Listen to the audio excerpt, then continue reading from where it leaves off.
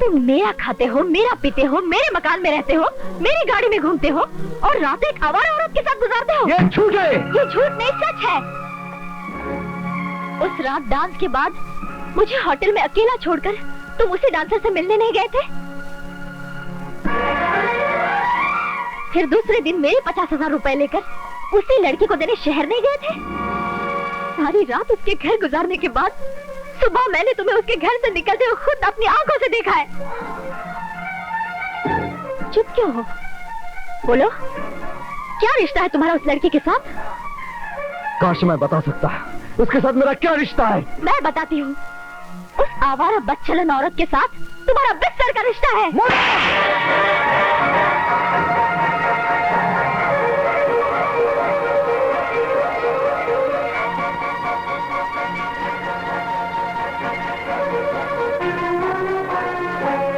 तुम्हारी ये मजाल कि तुमने मेरी बेटी पर हाथ उठाया। मोना मेरी पत्नी है, इसलिए सिर्फ तमाचा मारा है। किसी और ने ऐसी बेहुदा बात की होती तो सर काट के चौराहे पे फेंक देता। मोना,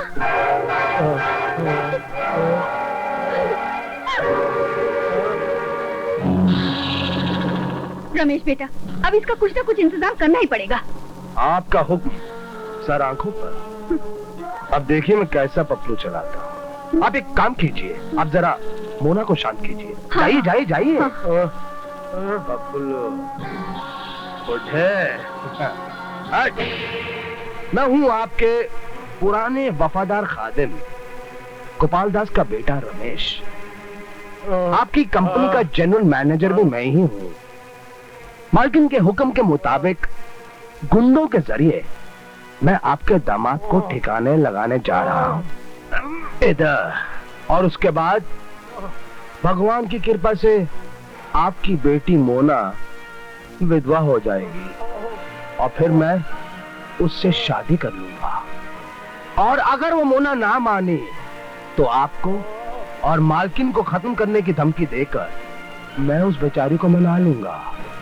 इसको कहते हैं पपलू चलाना। ससुर जी, इमोशनल ब्लैकमेल। रमेश, ठीक है ठीक है। तुम क्या कहते? जी, आपको मालूम नहीं, वो खुद मुझे यहाँ लेकर आए हैं। अच्छा अच्छा। मैं कसम खाकर कहता हूँ कि हार बेचने वाले का नाम, पता, चेहरा मुझे कुछ याद नहीं आ रहा। अच्छा, 10 साल पहले अगर आपसे कोई 5 पैसा लेकर जाए ना, तो उसका नाम, उसका पता, उसके पूरे खानदान का एड्रेस याद रहता है आपको। और इतना कीमती हार कौन बेच के गया वो याद नहीं है आपको? अरे किसको ठेके लगा रहे हैं आप? अपनी बुद्धि पर थोड़ा जोर दीजिए और याद करने की कोशिश कीजिए। आपकी निर्दोष बेटी और दामाद पर चोरी का इल्जाम लगाया गया है। वो मैं समझता हूँ, सब कुछ समझता हूँ, लेकिन लाख कोशिश करने पर भी मुझे कुछ याद नहीं आ रहा है। मगर समझी जी, आप चोरी का माल खरीदते क्यों हैं?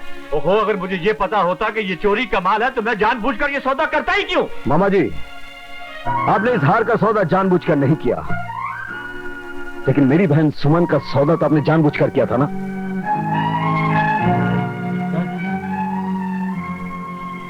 सुमन का? अनिल, ये तुम क्या कह रहे हो बेटा? मामा जी, जब मैं परिषद ने शहर गया था तो मामा जी ने आप लोगों को बताया बिना 20,000 रुपए लेकर सुमन की शादी जबरदस्ती किसी बुढ़े के साथ तय कर दी थी।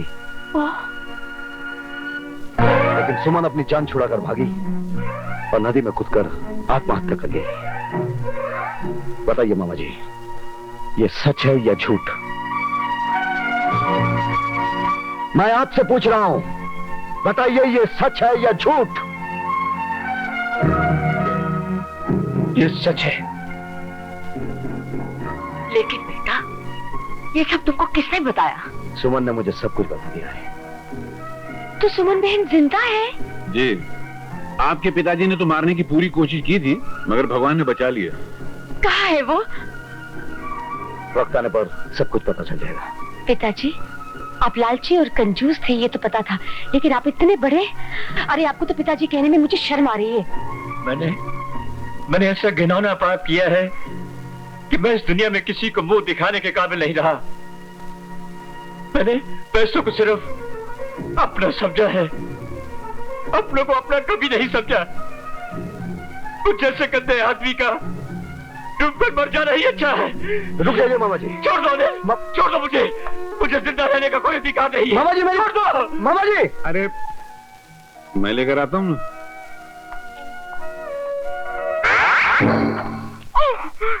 आइए ससुर जी, बाहर आ जाइए। ये क्या है? ये पानी कहाँ गया है? वो आप हर महीने की पहली तारीख को मुझे कुएं में फेंकने की धमकी देते थे ना, तो मैंने म्युनिसिपैलिटी वालों से कंप्लेंट की, उन्होंने कुआं भर दिया। बाहर आइए। अरे मम्मी जी सब ठीक है, सब ठीक है। देखो अरे कहाँ था तू? तुझे पता है कितना जोड़ तोड़ करके मैंने अनिल और मोना के बीच में दरार पैदा कर दी। 5 लाख रुपए सिर से गायब हो गए। सारा इल्जाम मैंने अनिल पे लगाया ताकि वो जेल जाए। और तू है कि मोना के दिल पे कब्जा करने के बजाय उस भिखारी को उठा लाया। बस करो ये भाषण, बस करो। वो 5 लाख रुपए मैंने चुराए थे। क्या? हाँ, और अनिल के पास इस बात का सबूत भी है। लेकिन घबराने की कोई बात नहीं है, क्योंकि बड़ी मालकिन ने मुझे उसे रास्ते से साफ करने का हुक्म दे दिया है। और मैंने राजू दादा को उसे खत्म करने का पपलू, मेरा मतलब है कि सुपारी भी दे दी है। क्या? भगवान, इससे अच्छा होता कि तू मुझे मौत दे देता।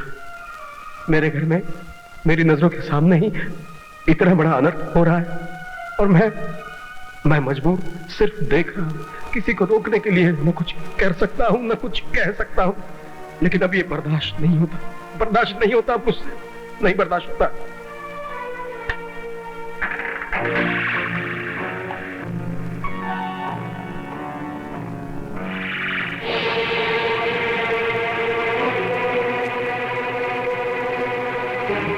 कौन हो तुम? किससे मिलना है? बेशर्म औरत, तेरी इतनी हिम्मत कि तू यहाँ तक चली आई?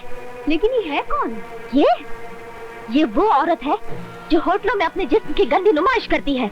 ये आप क्या कह रही है? तुझ जैसी औरत को औरत कहना औरत जात का अपमान करने के बराबर है।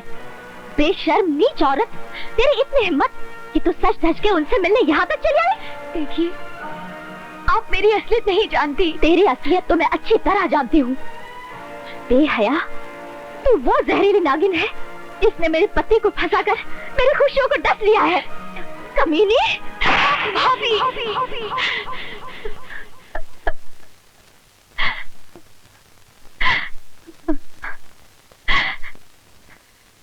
भाभी? हाँ भाभी, अनिल मेरा भाई है, सगा भाई, और तुम मेरी भाभी हो। भाई बहन के रिश्ते को इतनी गंदी गाली मत दो। तो फिर उन्होंने मुझे ये बात बताई क्यों नहीं?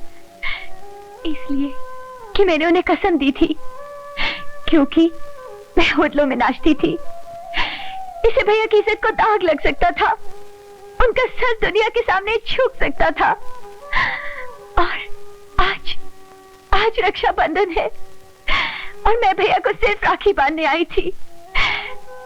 ये देखिए, मुझे माफ कर दो सुमन। गलतफहमी की वजह से मुझसे वो खिलौना पाप हो गया है जिसका इस दुनिया में कोई प्रायश्चित नहीं। मैंने भाई बहन के पवित्र संबंध को ऐसी गंदी नजर से देखा है कि मैं तुम दोनों से माफी मांगने के काबिल भी नहीं रही। मुझे माफ कर दो। नहीं भाभी, भैया, तू क्या काम है? हम जानते हैं भाभी कि आपको हमारे यहाँ आना एक नजर नहीं भाता, इसलिए हम लोगों ने आना ही बंद कर दिया। मगर आज अगर हम ना आते तो हमसे ज्यादा एहसान फरामोश और कोई नहीं होता। क्या मतलब है तुम्हारा? एक औरत के लिए उसका सुहाग ही सबसे बड़ी दौलत होती है। मेरे पति बहुत सख्त बीमार थे, इनके बचने की कोई उम्मीद नहीं थी।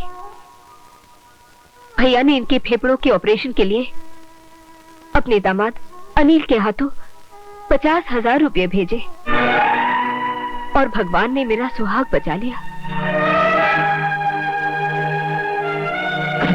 तो अनिल भी 50,000 रुपए आपके लिए ले गए थे?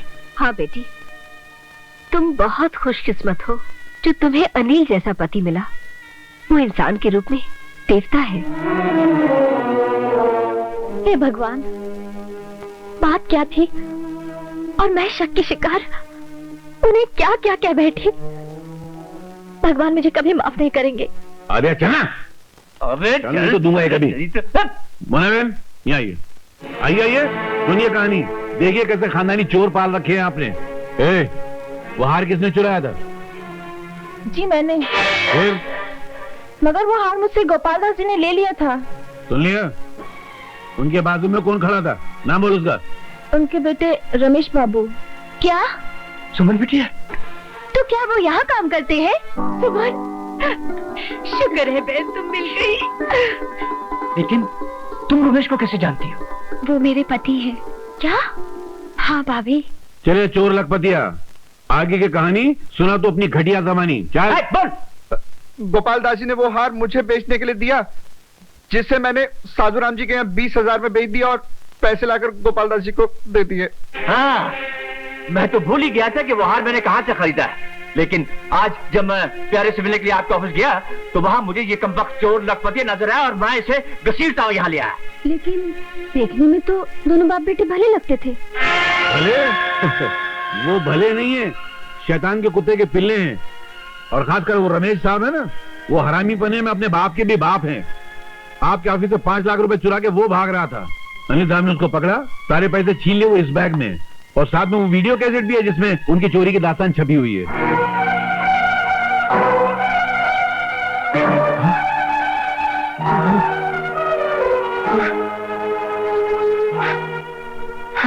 इसका मतलब है उनकी हर बात सच्ची थी और मैंने तुम्हारी बातों में आकर उन्हें कितना गलत समझा। क्या क्या कह दिया उन्हें। डैडी के दिल पर भी कितना गहरा सदमा पहुंचा है मैंने। उनकी इस हालत के लिए मैं जिम्मेदार हूँ। नहीं बेटी, तू नहीं, जिम्मेदार मैं हूँ। मैं ही जिम्मेदार हूँ। गोपाल दास ने दिन रात अनिल के खिलाफ मेरे कान भरे, मैंने उसके खिलाफ कर दिया। हे भगवान, मैंने सच्चे हीरे को कांच का टुकड़ा समझा। डैडी, क्या हुआ भैया को? क्या हुआ डैडी? अपने उन को लेकर अनिल को खत्म करने के लिए नहीं।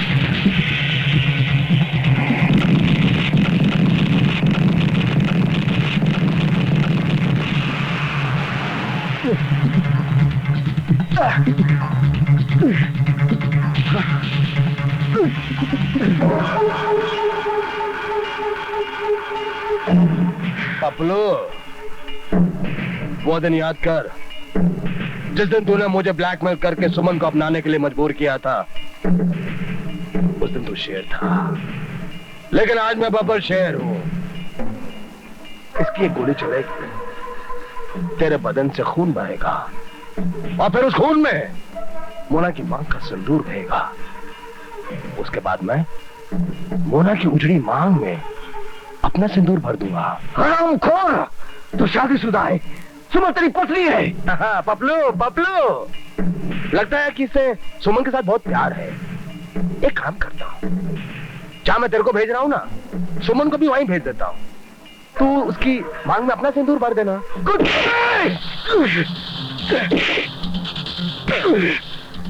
सुमन मेरी बहन है।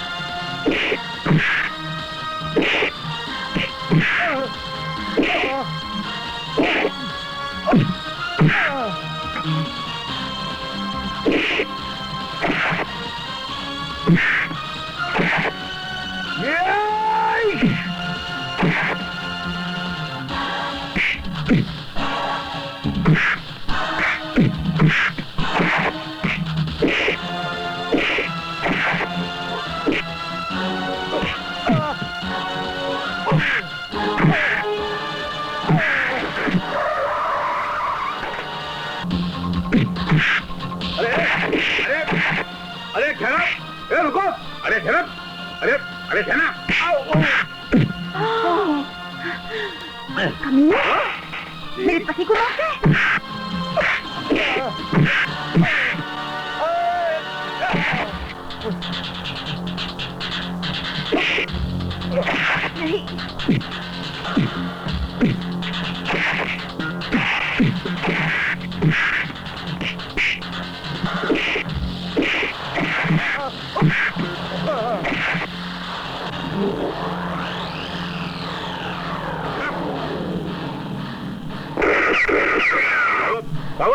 नहीं तो पैर में गोली मार दूंगा।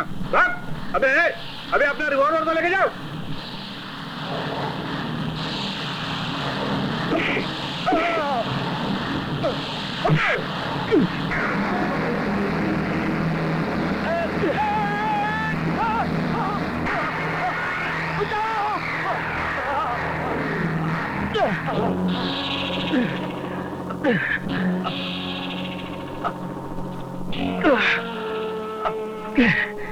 मुझे बचा लो, घबराओ मत,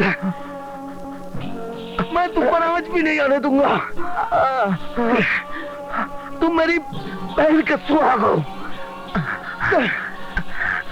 अगर तुम्हें बचाते हुए मेरी जान भी चली जाए तो मुझे कोई अफसोस नहीं होगा।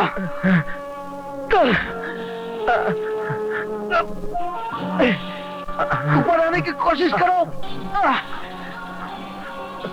और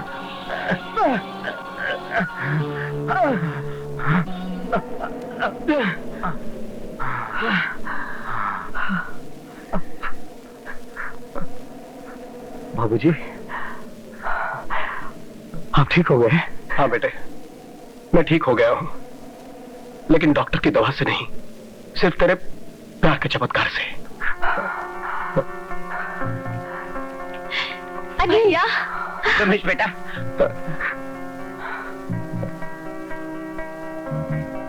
आज तक मैं दौलत से प्यार करता रहा। प्यार, मोहब्बत, इंसानियत क्या चीज होती है, मैं इसको बेवकूफी समझता रहा। मैंने तुम्हारी जान लेने की कोशिश की और तुमने मेरी ही जान बचाई। मुझको माफ कर दो। अरे नहीं, मुझको माफ कर दो, मुझको माफ नहीं कर भाई, दो। नहीं, मैं आप सबका गुनहगार हूं। हो सके तो मुझे माफ कर दीजिएगा। लेकिन आप जा कर रहे हैं? पुलिस स्टेशन, अपने आप को कानून के हवाले करने। तुम भी हो सके तो मुझे माफ कर देना। नहीं बेटे, तुम अकेले नहीं जाओगे। तुम्हें गुनाह का रास्ता दिखाने वाला हूँ शैतान मैं हूँ। मैं भी तुम्हारे साथ चलूंगा। नहीं, कोई नहीं जाएगा पुलिस स्टेशन, कोई नहीं जाएगा। अनिल बेटा, बेटा, तुमने मुझे से लोहे को भी सोना बना दिया। आपका क्या रहा था? आप भी सोना बंदे कि हम लोग सोने के लिए कहीं और जाएं? अरे ऐसे कैसे जाने दूंगा? अभी तो तुमने मेरे बहुत से उधार चुकाने हैं। हाँ। अभी बाकी है? हाँ, पहले मैं अपने नाती का मुंह देखूंगा, फिर अपने सब कुछ अपने नाती के नाम पर करूंगा, और जब मैं सब कुछ कर लूं तब मैं तुम दोनों को जाने दूंगा। हाँ। चलो, घर चलो। घर? कौन सा घर? किसके घर? अपने घर। हाँ, वह वो जेब खर्ची मिलेगी ना।